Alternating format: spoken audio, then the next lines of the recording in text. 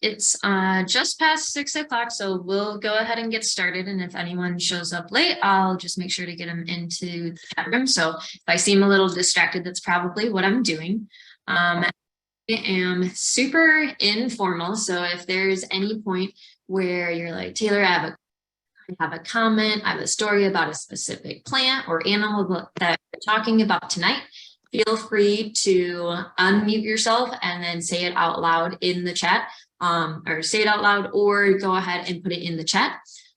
As we go on, anyone who was talking earlier, I just muted you. So if you would like to talk again, make sure you just hit the unmute button in order to have everyone else hear you. And if for any reason at any time you can't see my screen or you can't hear me, please someone just let me know either through the chat or by making a comment in general. So welcome again. We are in our second part of the Driftless series. So the last one I did was about geology back in January. This one's all about flora and fauna. And then our next one is March, and that one is going to be all about culture here in the Driftless area. If you haven't been to any of the programs with Dubuque County Conservation, or you haven't been to them in a while, my name is Taylor Shapers, and I am one of 3 naturalists that works for Dubuque County Conservation. My office is out at the Swiss Valley Nature Center. Work out of all of our different properties. We have over 20 different properties throughout the county of Dubuque. So for example, today I was cutting Oriental Bittersweet and Buckthorn out at Sunnycrest, and tomorrow we're going to do a little bit about that. And then later this week, I have some preschool programs. We have some forest school, homeschool programs. So I get to do kind of everything and anything with Dubuque County Conservation. And I love that no 2 days are the same. So just a little more about me. I am from the Driftless area. I am from up in Clayton County, Garnaville-Guttenberg area. I attended Loris and studied biology and then secondary education as well on top of that. I became a science teacher during COVID and realized how important the outdoors were to me specifically. And I was able to kind of take my education and put it into an informal use. So I get to educate people about things that I love, the plants, the animals, our ecosystems, and I get to show people the awesome recreating opportunities that we have here in the Driftless area and in Northeast Iowa. I get to work with 2-week-old kids up to like 100 people.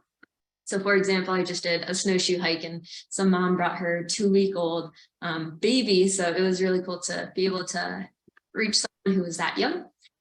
So right now, again, I work for Dubuque County Conservation and I love exploring new areas. One of my New Year's resolutions is to explore areas in the Driftless that I have not been to. So everyone thinks Wisconsin and Minnesota are the big Driftless areas, but a little part of it is Illinois too. And we're going to talk about that, but I want to explore more Illinois areas. So I'm going to do just a little recap of what we talked about in the geology section from last month. So to really understand the Driftless area, you have to kind of go back millions of years in time and talk about like why we have limestone and what made that and the sea that we were under. And then you kind of fast forward to the glaciers. Glaciers kind of missed this Driftless area, and the glaciers pushed sediment across the rest of Iowa and filled in all of those almost like holes, hills, bumps, those areas. So the rest of Iowa is drifted. So those holes are filled in. In our area, so you can see on the screen, there's a little chunk of Minnesota, a lot of Wisconsin, just a little bit of Illinois, and for the most part, just this Northeast Iowa area along the Mississippi. And this is the Driftless area. So again, glaciers kind of miss this area. So because of that, we have really cool geology, plants, animals, and along the Mississippi River Valley, which I'm going to touch on more next week or next month, is the culture that is here in the Driftless area. So I want to be able to kind of gauge my audience, and it's a lot easier in person compared to on Zoom. So if everyone wants to open their chat, and I want you to either put a 0, 1, 2, or 3 based on how much you know about the Driftless area. So maybe a 0 if you're like, hey, I saw this random event on Facebook and I clicked on the link. I don't know what the Driftless area is, but I want to learn. maybe a 1 if you know a few cool places in the area. 2, if you can tell people from outside of this area what the Driftless area is, what it means. And then maybe 3, you're someone who has lived here your entire life. You know all the cool spots in Northeast Iowa. You've drifted up into Minnesota, Wisconsin, Illinois, and you could tell everyone all about the plants and animals in the area. So last time I did this, we had a lot of 2s and a lot of 3s. We do have some 0s, so we have some new people here that aren't quite sure what the Driftless area is. So I'm excited to teach you guys a ton about the plants and animals that are in this area. Someone goes, I visited the area, but don't know anything about it. So this is kind of for everyone. It's for the people who know a ton, have lived here for 40, 50, 60 years, however old you are. And it's also for people who have maybe no idea what the word Driftless means, and you're just here to learn some new stuff. Okay, so I'm hoping to gauge to kind of everyone. And if you've been here for a while, maybe some new interesting facts or some cool pictures I can show you along the way.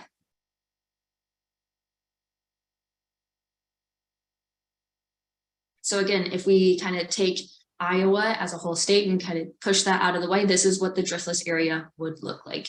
And again, it doesn't necessarily follow these exact borders. And if you type in Driftless area map, each map is going to be just a little differently interpreted. But this is the best map that I have for us today. So during this, almost all of the pictures of the plants and the landscapes that we have here, I've been able to take with an iPhone.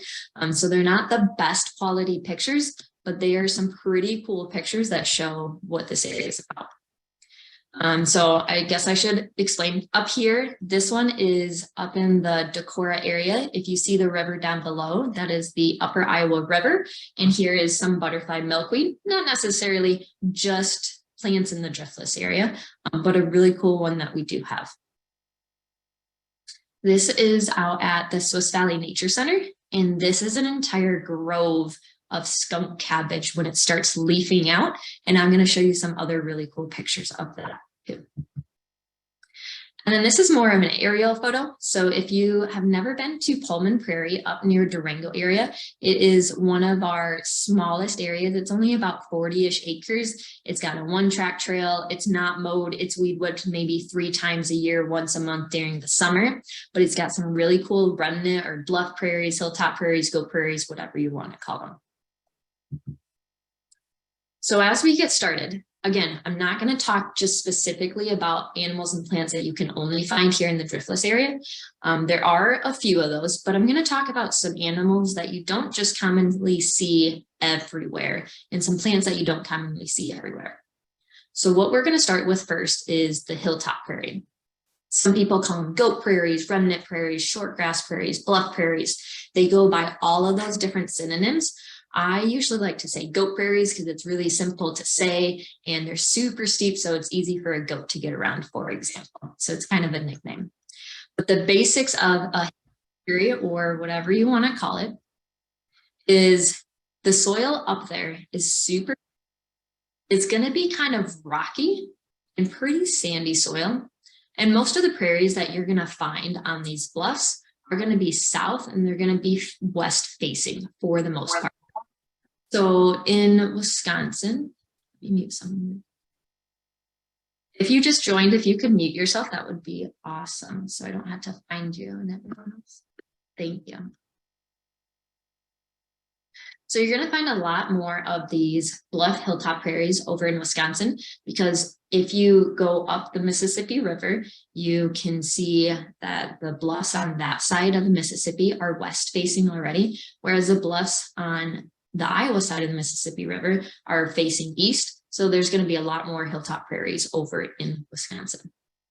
And the top picture is actually Kaufman Prairie, which is owned by the Nature Conservancy. And Kaufman Prairie is actually in the middle of Dubuque. And this picture makes it look like nowhere. If you know on Central Avenue, where Fulton Elementary, the school that they just closed down last year, if you go up on Diagonal Street, up on top of the hill, that's where this prairie is located at. And then the bottom picture is a picture of Sunnycrest Prairie. So Sunnycrest Prairie is a property that is owned by Dubuque County Conservation. It's not open to the public for recreating. It's simply just county ground where Sunnycrest Manor is located at. But even if it's not for recreating, county ground still needs to get taken care of in a nice fashion.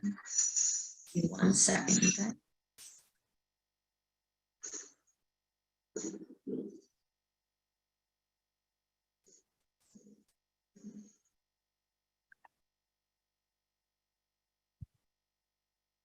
So again, I just mentioned Sunnycrest, and we have a little bit of prairie that is bluff prairie or remnant prairie over at the Proving Grounds. Proving Grounds has a lot of reconstructed prairie, and that's this bottom right-hand corner. We had an awesome homeschool group last year and this year as well, cutting out some cedar trees from the prairie in order to let sunlight get down to the prairie. So the grasses and the flowers can survive there. And then in the bottom left-hand corner, we had a crew from the summer clearing some woody vegetation, some invasives from the Pullman Prairie. And then again, at the top right-hand corner is Sunnycrest Prairie, where we've been removing some woody invasives. But enough about that. We want to see what these prairies look like before and after. So here's an example of what Pullman Prairie looks like. This was last summer. We had some awesome Green Iowa AmeriCorps members helping us out last summer, removing a bunch of invasives. So all of this is mostly buckthorn and some honeysuckle here and there. So this is a before, and this is about 2 hours-ish, maybe an hour and a half later. We were able to cut all that buckthorn, and then you can see how much more sunlight is getting to the ground. And in bluff prairies, they need a lot more sunlight, and woody invasives such as buckthorn and honeysuckle take over a lot more easily in a short grass prairie compared to a tall grass prairie. So that's why it's so important that we do this reconstruction, this restoration of the prairies. And then here's this example of Sunnycrest Prairie, where on the left we have the before, and then on the right we have an after. And now some of the cool pictures. These are all either from Pullman, Sunnycrest, Proving Grounds, or Kaufman Prairie. So they are all from this area. They're not, photos, stock images.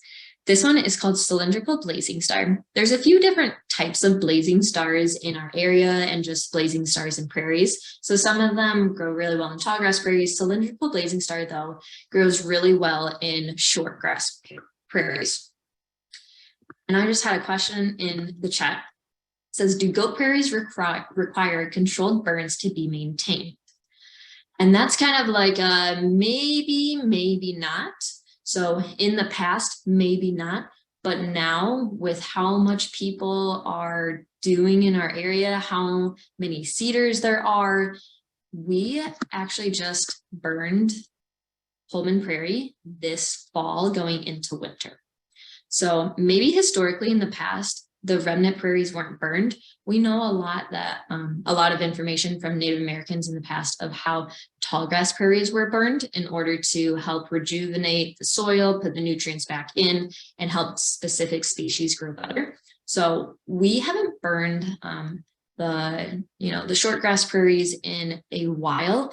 And something that's kind of different about those is the short grass prairies have plants that are specifically pollinated in certain times of the year. So if you do a spring burn, for example, if there's any pascflower there, if there are any parts of violet, you're gonna risk taking out those plants for that year and then them maybe not coming back in the next year. Or for example, if you do a fall burn, when there's Lady's Tresses orchid and some other species that only grow and bloom in the fall, you kind of risk taking those out for the next year potentially and not knowing if they're going to come back. So for example, like prairie rose doesn't do well with burns. There was a burn done on one of the prairies in Pullman, and it had taken out quite a bit of that rose, and it's taken multiple years for that to even come back. So when we did the prairie burn this fall, we waited until there was a snow and we burned little patches of it. So we didn't burn the entire prairie. We burned little patches of it where there were invasives taking over, or we had just cut a bunch of invasives. And then next, in the next 2-3 years, we'll look back at it and see if different sections of the prairie need to be burned. That was a good question, Doug. Thank you. This is a plant that blooms in the fall, kind of September, October area. There are a bunch of different lady tresses orchid, and this one, if you ever see it, you need to lay down on the ground and you need to smell it. I don't love the smell of fresh, freshly cut flowers that you get at Hy-Vee or a store or whatever, but this is one of the best smells that I have found in nature. And if you look really closely, the stem is almost like two different stems that are curled around each other, almost like two vines that are using each other's strength in order to grow up. And each of those is an individual flower along that entire stem. And we have found maybe 20 different plants of this up at Pullman. And each year, this is one of my favorite plants to look for in September-ish, October time.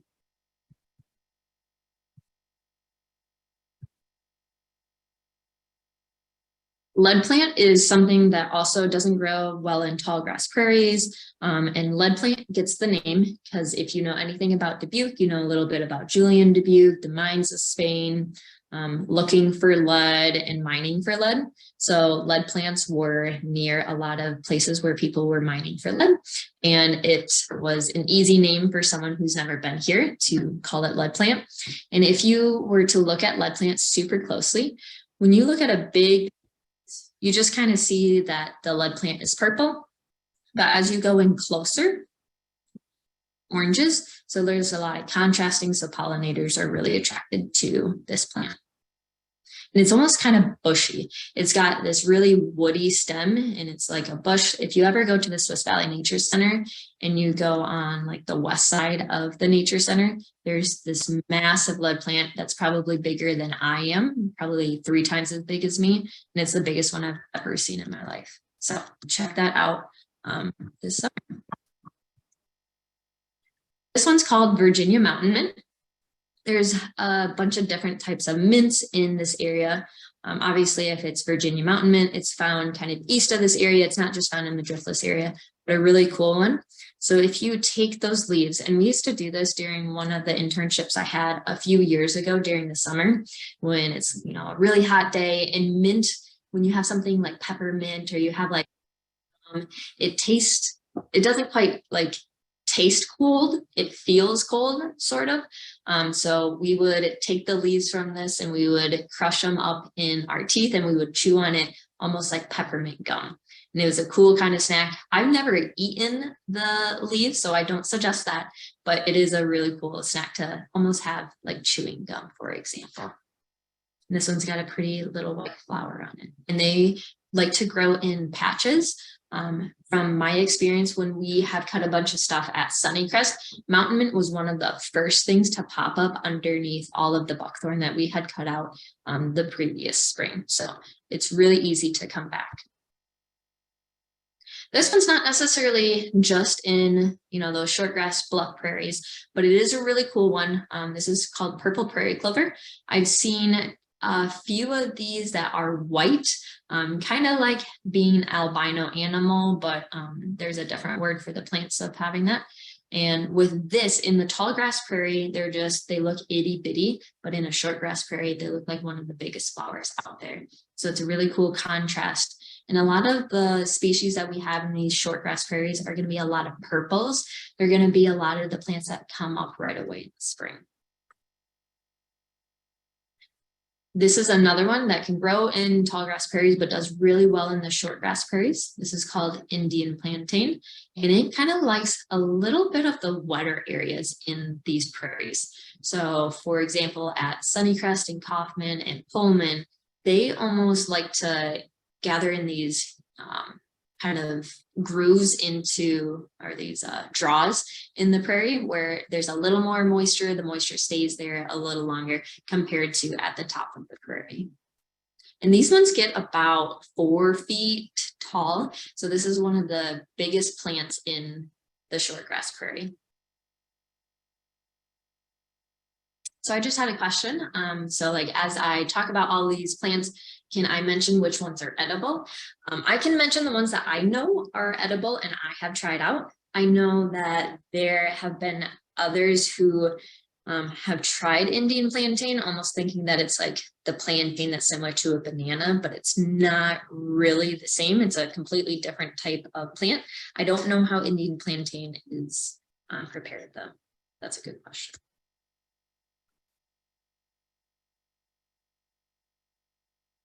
Bird's foot violet is one of the very first ones to pop up along with passiflower, which I will show in just a little bit. So as you can see, this is going to be right away in April, sometimes at the end of March. Everything else around it is dead still and hasn't woken up for the spring.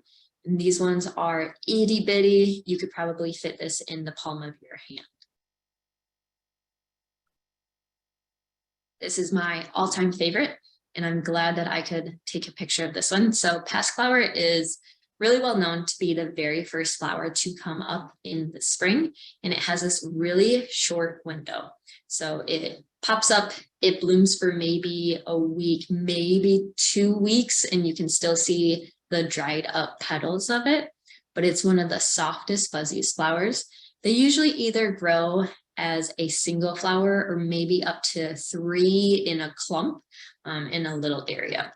And I've only seen passiflower out at Pullman Prairie. I haven't seen it at Kaufman or Proving Grounds or Sunnycrest yet, but I wouldn't doubt if it's there. I just personally haven't seen it. If anyone else has seen passiflower and would like to share where they've seen it, feel free to do that as well, because I'm always looking for new areas to find passiflower at. We've been talking all about flowers, but grasses are really cool too. This is side oats grama, and this has just kind of, it's getting ready to seed out. And I think this is one of the coolest grasses. I don't have a picture of porcupine grass, but porcupine grass has seed heads that are so sharp that if you take the seed head off and you throw it at someone about 5 feet away from you, you can actually pierce through their shirt and then into their skin. So if you ever get a chance to get up to Sunnycrest for a volunteer event that we have, we might be able to show you some porcupine grass and be able to feel it as well. And here are 2 other grasses that we have in those shortgrass prairies. So the one on the left is going to be yellow star grass. And then the one on the right is a type of blue-eyed grass. There's a bunch of different types of blue-eyed grasses, but this is the one that we have kind of in our area.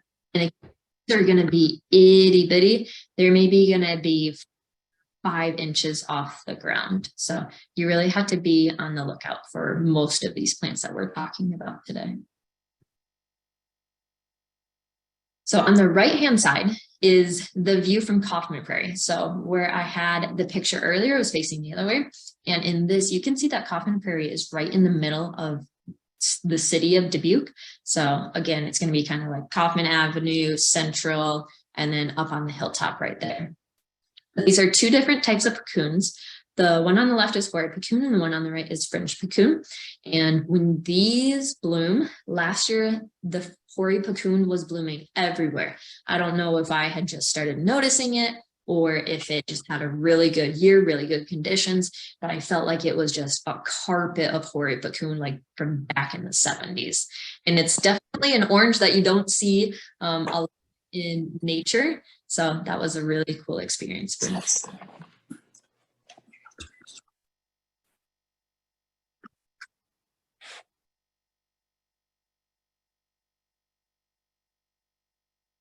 So now we're going to kind of move to a different type of habitat. We've been talking about those hilltop prairies for a while.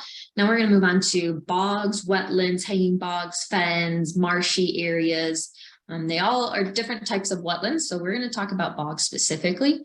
The bogs that I have pictures of are at the Swiss Valley Preserve. There's actually a trail called the Hanging Bog. That one's kind of a cool place to go to. The Heritage Trail. There's an area in between Graff and then like Girl Scout Road, the Epworth entrance to the trail, that there's a ton of skunk cabbage. And then Bankston Park has a little bit of bog as well. So this top picture is when skunk cabbage first pops up. So when it first pops up, it's going to pop up in March, maybe like mid-March to the end of March. And you're going to see these little heads pop up, and they almost look like tulip bulbs popping up out of the ground. So you have to really be able to look at that. And sometimes you can even find them in standing water. So like along the Heritage Trail, there's going to be this area where there, like 2 years ago, there was standing water there, and there are these little skunk cabbage heads popping up. And then after the actual flower comes up, that kind of reddish maroonish, then they're going to start leafing out and looking like cabbage. So if you look down below, that is kind of the same area, different angle of the same skunk cabbage. And that's after the flower has kind of wilted away, and then the leaves are doing the photosynthesizing to get energy to put back down into the roots for itself.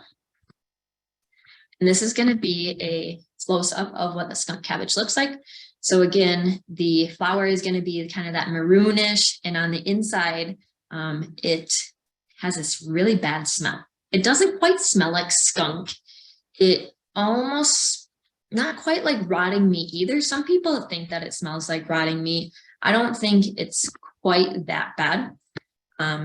But when skunk cabbage pops up, it actually generates its own heat, and it makes that bad smell in order to attract pollinators too.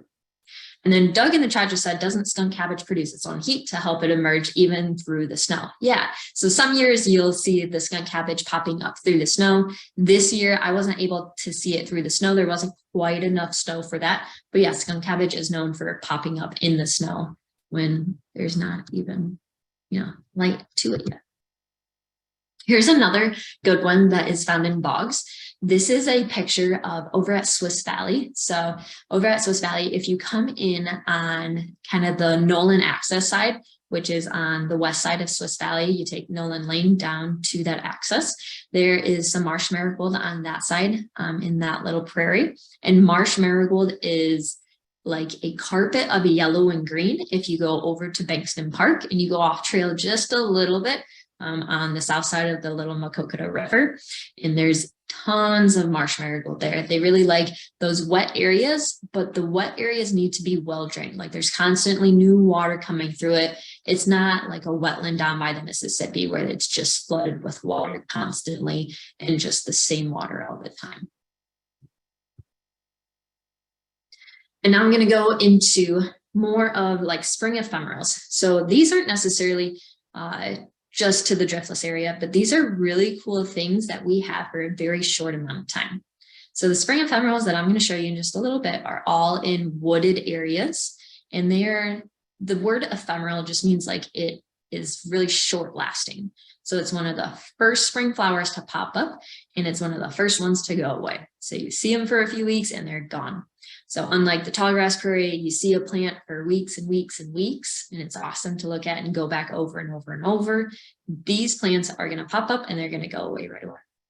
The best places that I've found spring ephemerals at is New Wine Park, which is up near New Vienna.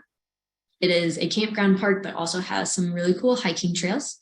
Whitewater Canyon, which is down south on like 151, part of Jackson, Jones, and Dubuque County, right on that little corner. That's a great place, as well as Bankston, which is up near Bankston. Bloodroot is one of the first ones. So the reason why bloodroot is called bloodroot is if you would take this flower and you would pull it up and break open its root, it's got this really red tinge. So its root kind of has like this blood in it. And this is one of the whitest flowers you will see in the spring. It's almost like a matte white, and they get really big and they pop up all over the forest floor. Snow trillium is just one of the types of trilliums that we have in this area. This one was found along the Heritage Trail, and you can see just a few specks of white in the background where there's a bunch of little snow trillium. And it's called snow trillium, obviously, because it is one of the first ones to pop up. It can pop up through the snow, and it's usually found in like that March going into April area. And all of these ephemerals are really great in the beginning of April and kind of die off by the end of April into May. And then these are both at Swiss Valley Nature Preserve. The one on the left is Virginia bluebells. I have just recently discovered this one. I've seen pictures of it, I've heard stories of them, but there's such an interesting flower that doesn't have the same shape of any other flower that I can think of that we have in this area. And then on the right is trout lily. So there's kind of two different types of trout lilies. There is the one that I have pictured, which is yellow, but there's also a white one. The biggest thing to look for when you're looking for trout lily and they haven't quite bloomed is looking at the leaf. So their leaf is kind of speckled. So it's going to be mostly green, but it's going to have this speckled maroon in there as well. And the trout lilies, well, those open faces will never open up towards the sun. They're always going to be facing down. And they're always facing down because they are attracting a specific type of pollinator. So like these other plants, you know, on the side are going to be facing up because they're attracting different pollinators. And now I'm going to shift over to some of these odds and ends plants, maybe a little bit of fungus. So we're going to have flora, fauna, and fungus, and some other weird animals, some weird things that we have in this driftless area. So the Kentucky coffee tree and the chinkapin oak aren't necessarily, again, in just the driftless area, but these two have a really small range compared to most trees, most hardwoods that we find in our area. The chinkapin oak on the right, you're going to find a lot of these at Pullman Prairie. So if you head out to Pullman Prairie along the trail, you're going to see these oaks everywhere. And their leaves are going to be a lot smaller. They don't get big like the big white oaks, the big red oaks, the massive bur oaks. They're going to be pretty skinny trees, and they do pretty well in sandy-ish, like really shallow soil.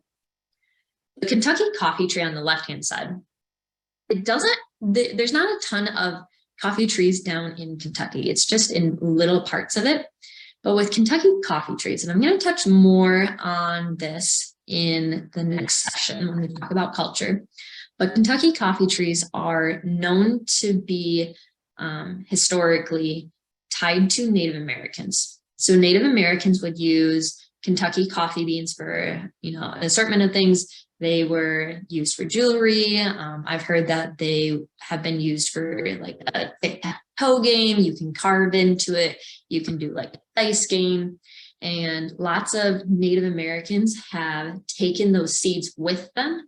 So if you are from a tribe in one area, you're going to want to take those seeds with you. That's something that's familiar to you. And you're going to plant it at the new area that you're going to be at. So we have some Kentucky coffee trees over at Proving Grounds, Little Maquoketa Rubber Mounds, and there's an entire little grove of them at Whitewater Canyon at the very entrance of a cave that we have there. So if you have a cave there, you have all of these Kentucky coffee trees planted in one area, and they're young enough to know that they were planted. There's no big Kentucky coffee trees in that area. So it's cool to be able to see a plant and be like, okay, I know what the history of this area was because of the plants that are here. And if you take these pods, they kind of look like a locust pod, like a honey locust or black locust. But when you open them up, a locust pod is going to smell almost like apple cider vinegar. But when you open these up, they look green like an avocado. And then they actually kind of smell really sweet, almost like a kiwi. That's the best description I've had of what a Kentucky coffee pod smells like. So the locust pods are going to be about like the size of a banana. And then the Kentucky coffee pods, I would say, are like the size of an iPhone, maybe a flip phone. They're not overly big. They're pretty small. But if you can see my hands, they're probably about that big on average, maybe like a deck of cards that size, maybe a little skinnier though. Ooh, we have a comment that says the pulp inside the pods is toxic, unlike that of the honey locust. So I did not know that. I know that deer love eating honey. Maybe they don't love it, but they eat honey locusts when there's not a lot of other things to browse on.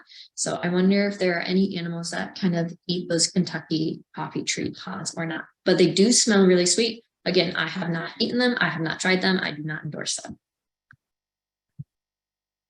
So technically not flora, technically not fauna. But some really cool things that I wanted to show you guys because I took some cool pictures.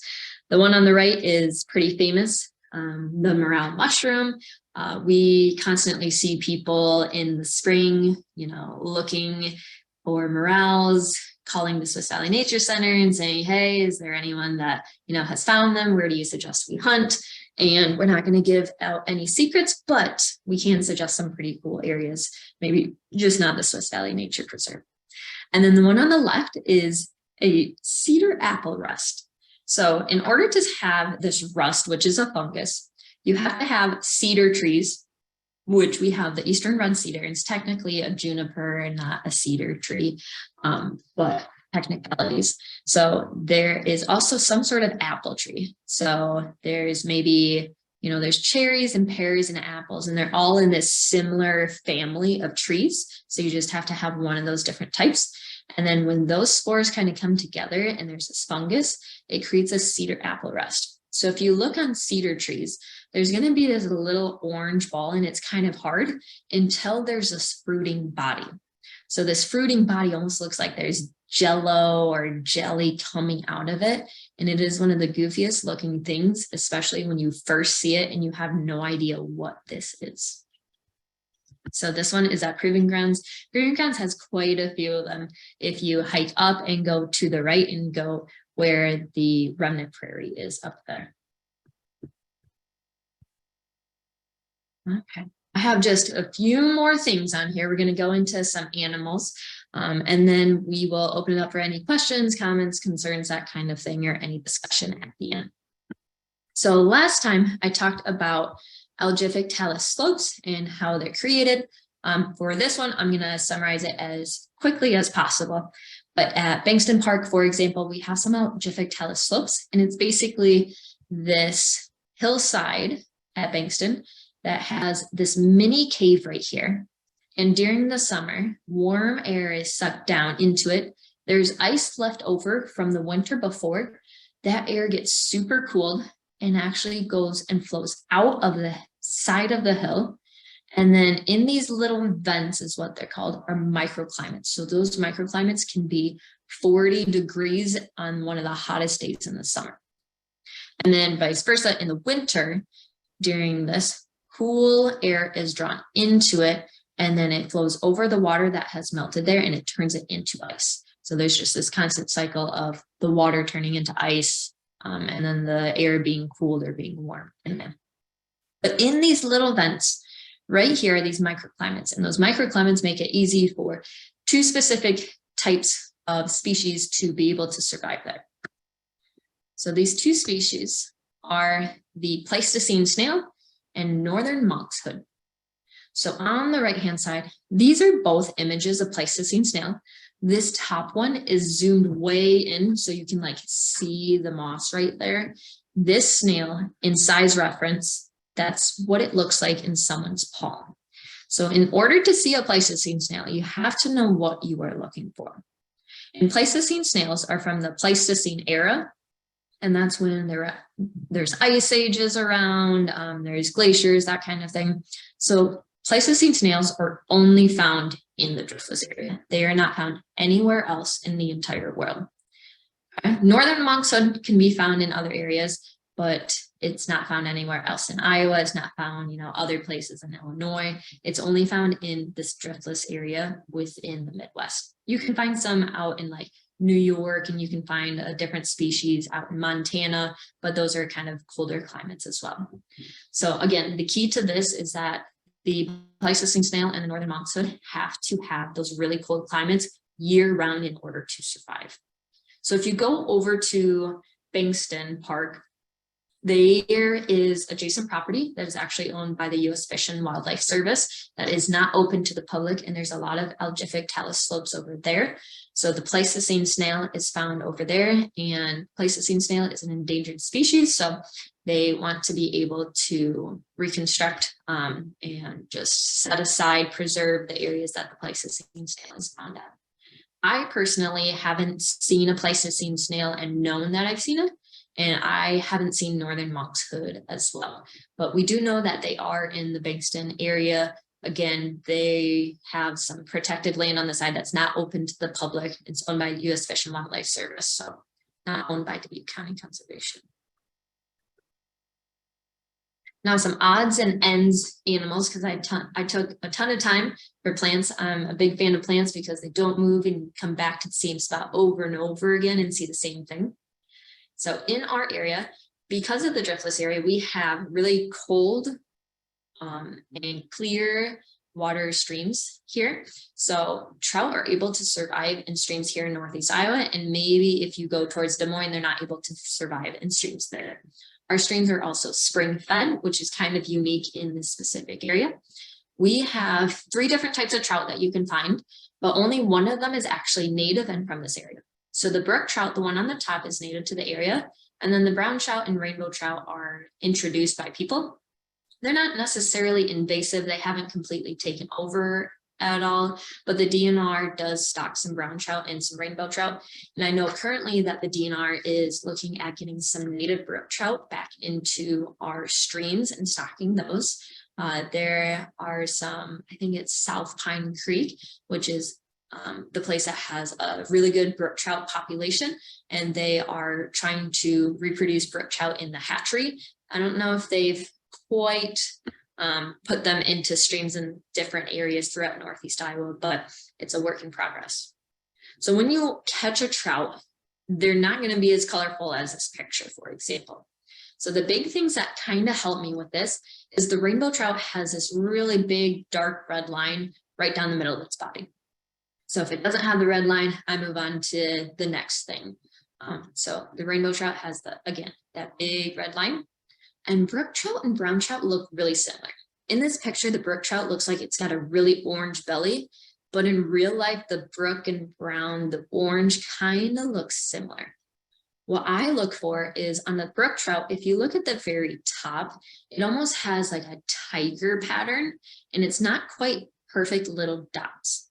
Whereas if you look at the brown trout, there's only these dots, only these speckles in there. I know some people like to tell the difference between brook trout and brown trout by the dots on their sides. So the brown trout is going to have a lot of those black dots and then some little red dots in here. And then the brook trout are going to have all of these different colored dots. So they're going to have some yellows in there. And then they also have these little red ones with a ring around them. But again, if you just catch a trout and you're trying to look at these itty bitty, circles on them, it's kind of hard. And you're usually looking at the trout from the top when it's coming in towards you and you're reeling it in. So I like to look kind of at the side marking on the rainbow, and then the brook and brown. One of the easiest things is to look at the top. So the brook kind of has this tigerish pattern, and then the brown only has this spots. Timber rattlesnakes are something interesting that we have in this area. And even though they're called timber rattlesnakes, they're really common in prairies. I haven't seen any here in Dubuque County. I've been able to see some up in Almaquee County, right along the Mississippi River, on some reconstructed or restored bluff prairie up there. But they are some cool species. If you ever want to see one, but not be afraid of one, Clayton County Conservation actually has 2 timber rattlesnakes in their nature center that are for viewing. They are some of the coolest things ever, and you can get really close to them and have some glass in between you and the rattlesnake. But they like to live in really rocky areas. So they are gonna kind of sort of hibernate, not completely, but they're gonna slow, all of their bodily functions down. And they're gonna be down into the rocks, down into the ground for the winter. And then they love basking in the sun. They love basking in these really hot areas. So again, most of the prairies they're gonna be in are gonna be south and west facing. And then we got to include some really cool birds. There's so many different types of birds, but these are some interesting ones that we have here. So like the peregrine falcon, for example, are known to nest in bluffs right along the Mississippi River. And this one is actually a picture from the falcon camera that we have on the Dubuque County Courthouse. So each year we have falcons that come back. And what's interesting is the male falcon is going to migrate back first. And he's going to look around for a nest. He's going to show the female falcon what nest he has chosen. And the female is going to say like, yes, that's a good nest, or no, that's not a good nest, keep looking.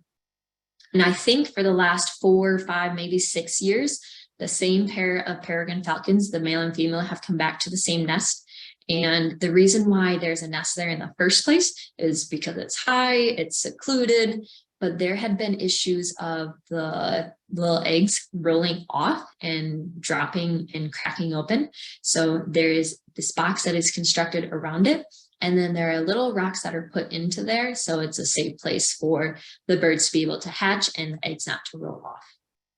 And then the one on the left we have is the pileated woodpecker. It is one of the biggest woodpeckers that we have in this area and just in general anymore. And what's cool about pileated woodpeckers is you can't just find them, you know, anywhere, like the downy woodpecker, red-bellied woodpecker, hairy woodpecker. They had to have really large tracts of woodland. So I've seen them at Whitewater Canyon and Swiss Valley, and I've heard them some other places, but you're not going to be able to find them when, you know, there's little pockets of wooded areas here and there. They have to have pretty big area. And when you hear a woodpecker drumming, they have one of the loudest drummings ever, and they make huge holes in trees. And they like to have empty cavities in trees in order to lay their eggs in there and to survive in there. But they make these huge holes when they're pecking for all of the bugs that they're looking for. So here are some of my top recommendations for places to discover here in the Driftless area, here specifically in Dubuque County. So New Wine Park is owned by Dubuque County and managed by Dubuque County Conservation. This is up near New Vienna. So if you're taking Highway 52 up, it's going to be just before New Vienna, just west of it. And it's, again, a cool park campground, and it's got some hiking trails there. Bankston Park is just north of Bankston. It's got park, it's got campground. That is a great place to do tent camping. There's not a ton of RV sites there, so a little less populated, and also has some trout fishing if you're looking to do some trout fishing. Pullman Prairie is one of those hidden gems that you have to know where you're looking for it. So this is going to be in between like Clay Hill Road and Durango, so in between Sageville and Durango. Just along the bluff. And then the last one that I found out just recently and had visited is the Kaufman Prairie. And this is not owned or managed by Dubuque County Conservation, just a cool property that I know about. This is owned by the Nature Conservancy. So they do the management there. And that is actually in the city of Dubuque. Doug had said that there is this park called Gay Park in Dubuque. And that's probably one of the best ways to access it and to find out where this prairie is as well. And you don't feel like you are in the middle of Dubuque when you are at this prairie. But I want to show you guys just a few things. So if you were here for the geology one and you wanted to share that recording with someone else, it is on the Dubuque County Conservation YouTube channel. And then the Eventbrite link that you used today, whether you used it in Facebook or went to Eventbrite, I want to show you some of the upcoming events that we have. And then I also wanted to share the Peregrine Falcon live video with you guys. So I'm going to put all of those into the chat for you guys so that you can copy and paste, you can bookmark, you can do as you want or need with those. And then I'm going to show you kind of what the Eventbrite page looks like as well, in case you're looking for something else to do with us. So this first one is going to be the YouTube. And again, we talked all about geology last time. We talked about how the Driftless area was formed in the first place. The next one that I have is going to be Eventbrite. And this is just the platform that we use for all of the events that we do. It allows us to have a lot of free events and not charge us in order to do those events. And then the very last video that the link that I'm gonna send out is the Peregrine Falcon live stream. So the Peregrine Falcons usually come back at like the beginning of March. They usually lay their eggs by the end of March, beginning of April. And then the eggs are usually hatching in May sometime. So when I was a teacher, I had some 7th graders that when they like finished their work early, they would go on, and we actually got to see a chick getting hatched when we were there, which is cool. But just a quick blip of a bright. And I want to make sure that you guys can see it. Okay, so if you click on that link, it should bring you here, and it's just our main page. If you're like, oh my gosh, I want to see everything, I want to get notified, you can hit this follow button. And then anytime we post an event, it should notify you through email. And then it shows all of our different upcoming and past events as well. So like right now we have the Valentine Tail Trail at Proving Grounds, and it's just this open event. And this is just some information about it. If you're looking for something to get you to learn more about backyard birds, you're interested in feeding your own birds, we have the Great Backyard Bird Count coming up at the E.B. Lyons Interpretive Center on Saturday, February 18th. I know a lot of you are adults, and we have worked with Jackson County and Jones County in the past doing owls events, so older, wiser, and livelier souls. And we have an indoor star viewing event on Tuesday, February 21st. I know that it's not great for everyone, but if you're able to, take off a day in work, or you're already retired, this is a really cool opportunity. We're going to have a portable planetarium. So we'll go into this, blow up balloon basically, and we can zoom into planets and stars and look at constellations. One more thing, or 2 more things that I want to show you. We have our landowners workshop coming up on Saturday, March 4th. And this is for any person that owns any size of land. This is for people who live in the city. This is for someone who lives on a farm. This is for someone who, knows everything about reconstructing. We have some things that are going to be specifically for smaller landowners, like our Mowing to Monarchs program, beekeeping, urban trees.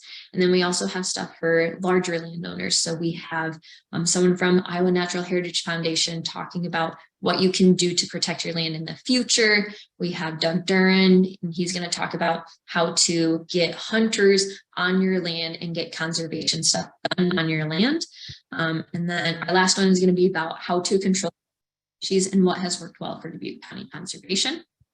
And then the very last thing before I'm done talking your ear off, we have our skunk cabbage hike. So if you're like, wow, I really want to see skunk cabbage, I've never seen it before, we are going to have a public event on Friday, March 31st. You're welcome to bring your lunch and eat it right before we go on our hike. We had, I think, maybe 30-ish people last year on our hike, and we got to see a ton of skunk cabbage, but we will show you the 2 really good spots at Swiss Valley on that skunk cabbage hike. So again, our owls programming, love doing it with Jackson County and Jones County, and just getting people in the Northeast Iowa area out to our natural areas. That is going to be everything that I have tonight. So if there's any questions, comments, concerns, stories, you're like, hey, I want to see another picture again, I have heard this about this property, can you tell me more? Feel free to shout it out loud or put it in the chat or stay a little longer. But thank you everyone for coming out. Hopefully you guys were able to see some cool pictures, learn about some new native species that we have in this area of the plants, animals, fungus, kind of anything and everything. And if you want to, the cultural one is going to be on Monday, March 13th at 6 p.m. until 7 p.m. So it's going to be the same kind of style, and it's going to be the exact same Zoom link as well. So someone asked, are cedars native to the area? Eastern red cedars are native to the area. So if cedars are in a wooded area, they are completely fine. That's where they're supposed to be. If cedars are starting to encroach on a bluff prairie, I mean, cedars are meant to, grow well in a bunch of different conditions, but goal of Butte County Conservation is to manage areas as they would have been managed in the past or would have looked like in the past before, European settlement in this area. So we want to take those red cedar trees out of the prairie, but if they're in the wooded area, they're perfectly fine there, and they are native to the driftless area to the Midwest.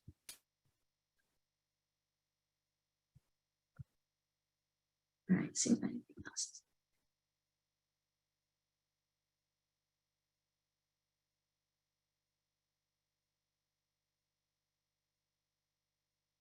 Oh, Doug had another comment of Canadian yew, and yew is similar to like an arborvitae or like a shrub, kind of like an evergreen but shrubby. Those also grow on algific talus slopes, and you can see some of that out at Bowstring area that we have down near Zwingle, and then Whitewater Canyon as well. That's a cool one that I kind of forgot about. So Doug, thank you for adding that one in.